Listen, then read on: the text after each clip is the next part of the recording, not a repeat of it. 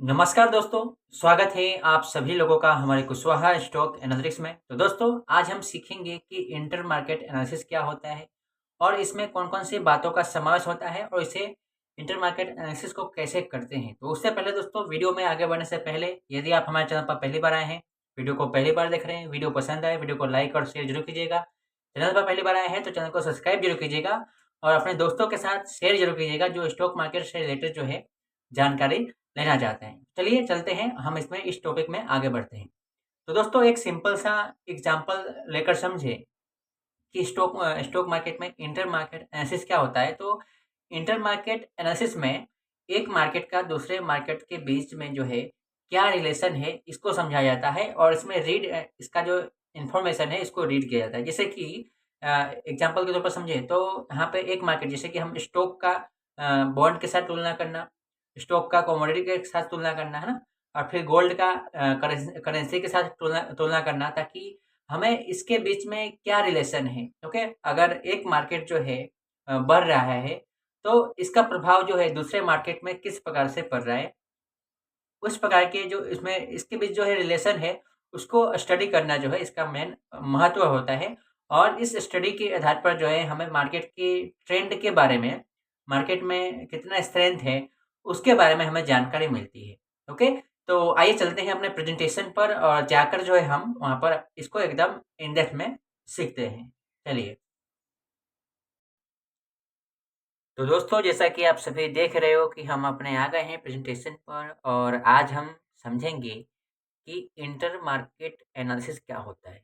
Okay, अब अक्सर आपने नाम सुना होगा टीवी में, सोशल मीडिया में कि लोग बात करते रहते हैं कि इंटर मार्केट एनालिसिस है, इस प्रकार से होता है, कैसे होता है। तो उसके बारे में आज हम सीखने वाले हैं। तो चलिए जल्दी से फटाफट, टाइम वेस्ट किए बिना। तो यहाँ पे देखिए दोस्तों, इंटर मार्केट एनालिसिस में जो है अलग अलग मार्केट का समावेश होता है। स्टॉक का, बॉन्ड का, करेंसी का, है ना? डॉलर करेंसी में डॉलर इंडेक्स, अलग-अलग इंडेक्स का समावेश होता है। तो आइए चलते हैं, समझने का प्रयत्न करते हैं उसको अच्छे से हम। तो देखिए, हमारा पहला प्रश्न क्या है कि इंटर मार्केट एनालिसिस जो है, क्या है? ओके? तो यहाँ पे देखिए, इंटर मार्केट एनालिसिस का मतलब अलग-अलग फाइनेंशियल मार्केट के बीच अध्ययन करना, इनके बीच रिलेशन का जो है अध्ययन करना, संबंधों का अध्ययन करना, ताकि हम यह समझ सकें कि एक मार्केट में होने वाली हलचल दूसरे मार्केट को कैसे प्रभावित करती है। ओके? आसान भाषा में, सरल भाषा में समझे तो यह मार्केट का जो है आपसी रिलेशन क्या है, उसको उसके बारे में स्टडी करना। ओके? यहाँ हमें मुख्य 4 रूप से बड़े मार्केट्स को हम यहाँ पे देखेंगे और उसको हम एक-दूसरे के बीच जो है क्या रिलेशन है, उसको स्टडी करेंगे। और इसको हम अपने प्रैक्टिकल मार्केट में जो है, हम यदि स्टडी करना चाहें, तो हम कर सकते हैं और एकदम आसानी से होगा। ओके? थोड़ा-सा मेहनत आपको करना पड़ेगा और इसे आप प्रैक्टिकली जो है आप यूज़ कर पाओगे। तो देखिए, यहाँ पे सबसे पहले यहाँ पे 4 मुख्य बड़े मार्केट्स हैं। तो पहला है इक्विटी मार्केट, जिसमें स्टॉक का समावेश होता है। दूसरा है बॉन्ड मार्केट, जिसमें डेब्ट, फिक्स्ड इनकम का समावेश होता है। तीसरा है कमोडिटी मार्केट में गोल्ड, सिल्वर, क्रूड ऑयल, है ना? एक्सेट्रा जो है समावेश होता है। चौथा है करेंसी मार्केट में फॉरेक्स। तो इस प्रकार से ये जो 4 बड़े मार्केट्स हैं, इनका जो है तुलना किया जाता है, यानी कि इनका जो है, इनके बीच का रिलेशन जो है जाना जाता है इंटर मार्केट एनालिसिस में। ओके? तो यहाँ पे देखिए, अब हमारा प्रश्न ये है कि हमें इंटर मार्केट एनालिसिस की आवश्यकता क्यों है? ज़रूरत क्यों है हमें? तो देखिए, यहाँ पे पहला पहला पॉइंट है हमारा कि मार्केट्स आपस में जुड़े हुए हैं। ओके? जो मार्केट है, स्टॉक मार्केट है, बॉन्ड मार्केट है, ठीक है? गोल्ड मार्केट है।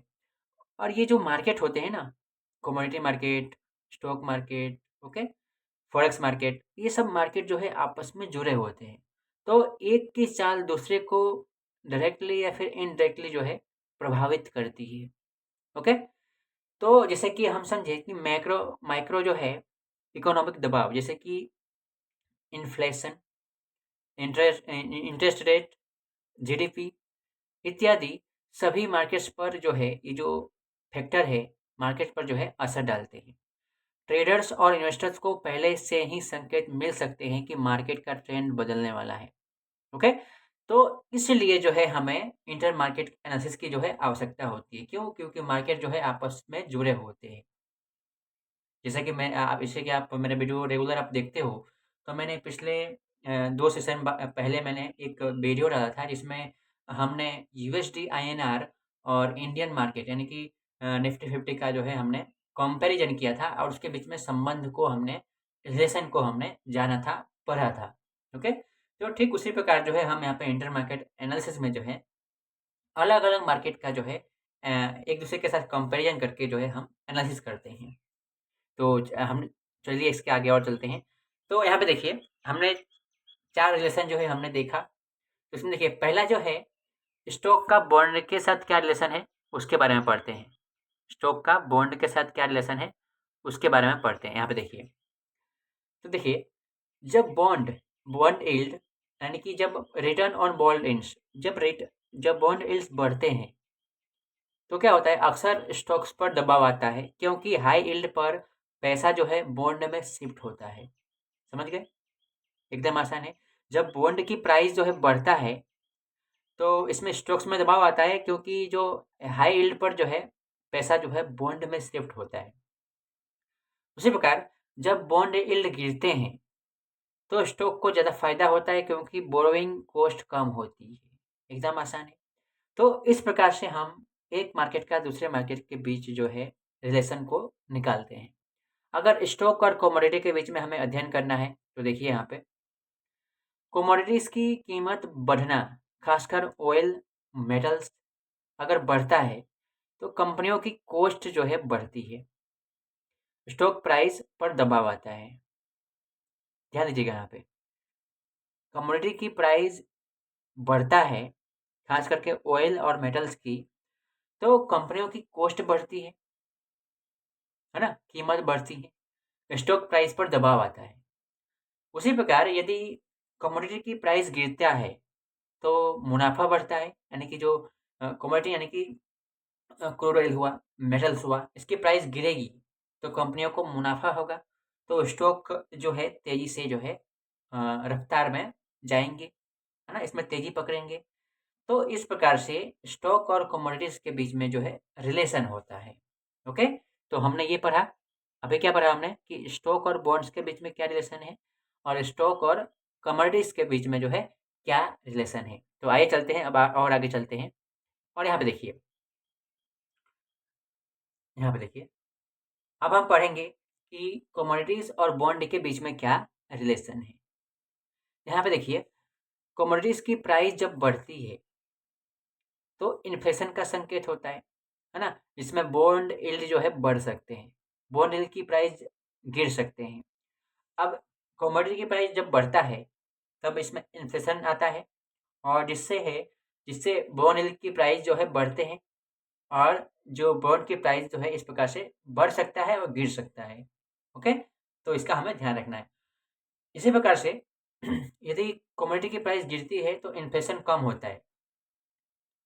कमोडिटी की प्राइस जब गिरती है, तब इन्फ्लेशन जो है कम होता है, जिससे बॉन्ड को फ़ायदा मिलता है और बॉन्ड की जो प्राइस है वो बढ़ता है। तो इस प्रकार से जो है कमोडिटीज़ और बॉन्ड के बीच में जो है रिलेशन है। ओके? अब चलते हैं करेंसीज़ की बात करें तो बाकी मार्केट्स में जब डॉलर जो है मजबूत होता है यानी कि डॉलर जो है बढ़ता है, तो कमोडिटी जो डॉलर में ट्रेड होती है, की कीमतें जो है गिरती है। इमर्जिंग मार्केट्स स्टॉक पर दबाव आता है। ओके? एकदम आसान है। जब डॉलर कमज़ोर होती है तो कमोडिटी क्या होती है? महँगी होती है और एक्सपोर्ट ओरिएंटेड स्टॉक्स को फ़ायदा होता है। इस प्रकार से जो है करेंसीज़ का बाकी मार्केट्स में जो है इसका प्रभाव होता है। ओके?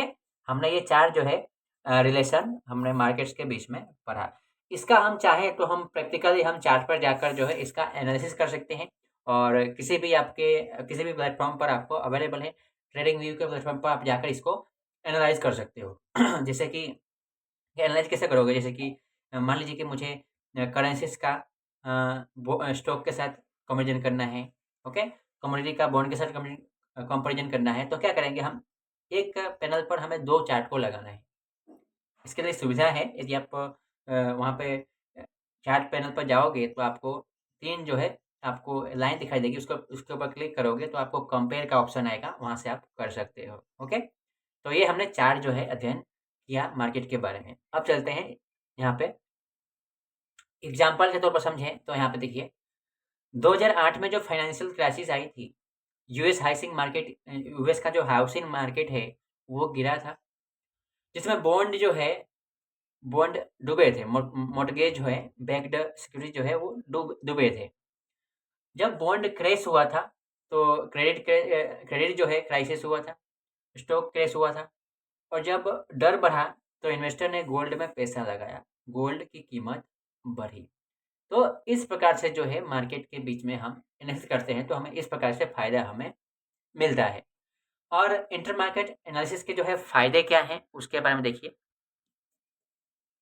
दूसरा, पहला जो है यहाँ पे अर्ली वार्निंग सिग्नल हमें मिलता है, यानी कि हमें मार्केट के बारे में जो है एक अर्ली जो है हमें एक अंदाज़ा मिलता है, ओके? ट्रेंड चेंज का अंदाज़ा पहले से लग जाता है कि हाँ, मार्केट में अब वीकनेस जो है धीरे-धीरे बन रहा है, मार्केट में कमज़ोरी जो है धीरे-धीरे दिखाई दे रहा है, जिससे हम अपने आप को अलर्ट कर लेते हैं। तीसरा है पोर्टफोलियो डाइवर्सिफ़िकेशन में मदद करता है, ओके? हम जैसा कि हम देख रहे हैं कि एक सेक्टर जो है एक एक मार्केट जो है गिर रहा है, तो यदि हमने एक मार्केट का दूसरे मार्केट के बीच में रिलेशन का अध्ययन किया है, तो सॉरी दोस्तों, हमें एक अंदाज़ा मिल जाता है कि एक मार्केट गिर रहा है, तो इस मार्केट में जो है किस प्रकार से बढ़ रहा है। सॉरी दोस्तों, हमें एक अंदाज़ा मिल जाता है कि एक मार्केट जो है बढ़ रहा है, तो इसका असर जो है दूसरे मार्केट पर किस प्रकार से पड़ता है। यदि हमने अध्ययन किया है तो हमको मिलता है कि हाँ, यहाँ ये गिर रहा है, तो ये स्टॉक की प्राइस जो है यहाँ पे बढ़ रही है, ये गोल्ड की प्राइस बढ़ रही है। तो हम उसमें क्या करते हैं कि इसमें से थोड़ा-सा इन्वेस्टमेंट कम करके उस पोर्टफोलियो में जो है हमें उस मार्केट में हम निवेश करते हैं, जिससे हमारा जो है डाइवर्सिफ़िकेशन होता है, यानी कि हम अपना रिस्क जो है कम कर पाते हैं। तो इस प्रकार से जो है इंटर मार्केट एनालिसिस के फ़ायदे हमें मिलते हैं, ओके? इस प्रकार से। तो देखिए यहाँ पे एक प्रैक्टिकल यूज़ है ट्रेडर के लिए, इन्वेस्टर के लिए। यहाँ पे देखिए, स्विंग ट्रेडर के लिए बॉन्ड यील्ड और डॉलर इंडेक्स देखकर स्टॉक की ट्रेंड की पुष्टि कर सकता है। डॉलर इंडेक्स और बॉन्ड यील्ड का जो स्टॉक प्राइस है, उसको देखकर जो है स्टॉक का ट्रेंड जो है एक अंदाज़ा जो है लगा सकता है। पोजीशन ट्रेडर की बात करें तो कमोडिटी प्राइस को देखकर सेक्टर सिलेक्शन कर सकते हैं, जैसे कि क्रूड ऑयल का बढ़े तो एविएशन स्टॉक्स जो है करना। तो इस प्रकार से हमें जो है मदद मिलती है इंटर मार्केट एनालिसिस करके। दोस्तों आज के लिए इतना ही, मिलते हैं एक अगले सेशन में, तब तक के लिए जय हिंद, स्टे सेफ।